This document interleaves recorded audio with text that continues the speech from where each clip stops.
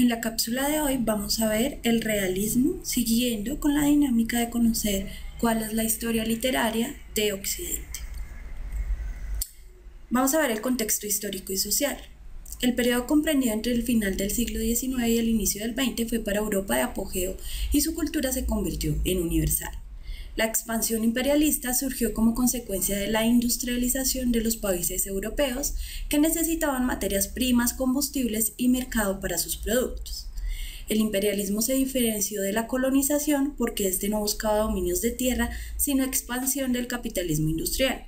Influyeron también en ese neocolonialismo el nacionalismo europeo, pues las naciones de Europa incitadas por este sentimiento esperaban convertirse en líderes mundiales, el espíritu aventurero de los industriales del momento y la superpoblación que obligó a muchas personas a emigrar a otros continentes menos poblados.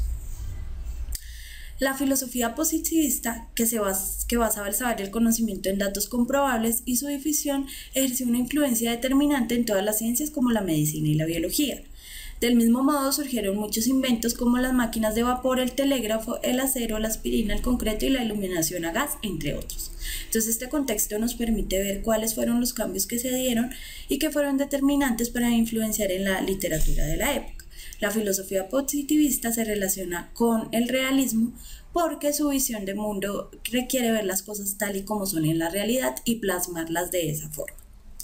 El realismo comenzó a mediados del siglo XIX y el simbolismo, que abarcó no solo la literatura, sino también las artes plásticas en Francia a finales del siglo XIX. El simbolismo viene después del realismo y lo veremos en una cápsula independiente.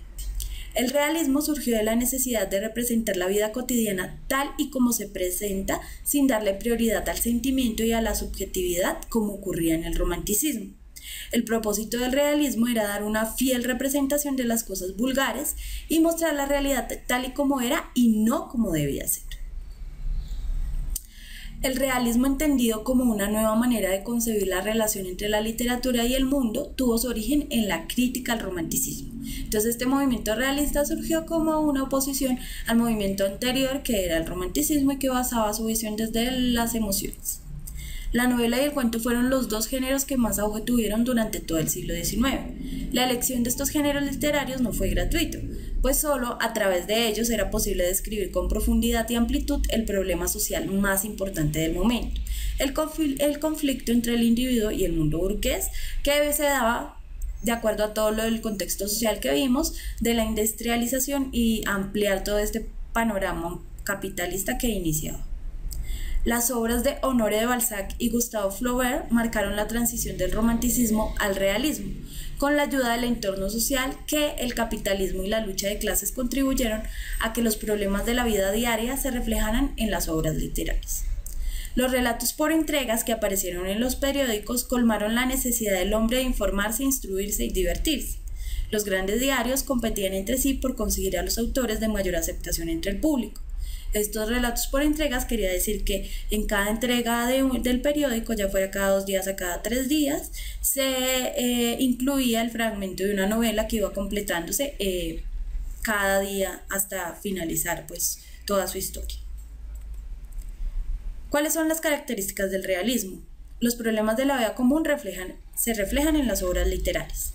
La novela realista insistió en la relación personaje y medio con la descripción minuciosa de los ambientes. El uso de la tercera persona disminuye la subjetividad del yo y de la apariencia de y da la apariencia de una fotografía de la situación. Entonces las descripciones dejaron de ser desde un narrador personaje o un narrador protagonista y empezaron a darse desde un narrador en tercera persona que mostraba todo lo que sucedía en un mundo universal, casi como si fuera una cámara de cine. Se promueve la descripción de un conflicto interno dentro de la narración y la exploración de las características psicológicas de los personajes. El estilo se subordina a lo narrado y lo narrado a la realidad. Los sentimientos son sometidos a análisis. El lenguaje debe trabajarse con delicadeza para que refleje perfectamente la realidad. Se reproduce el lenguaje local.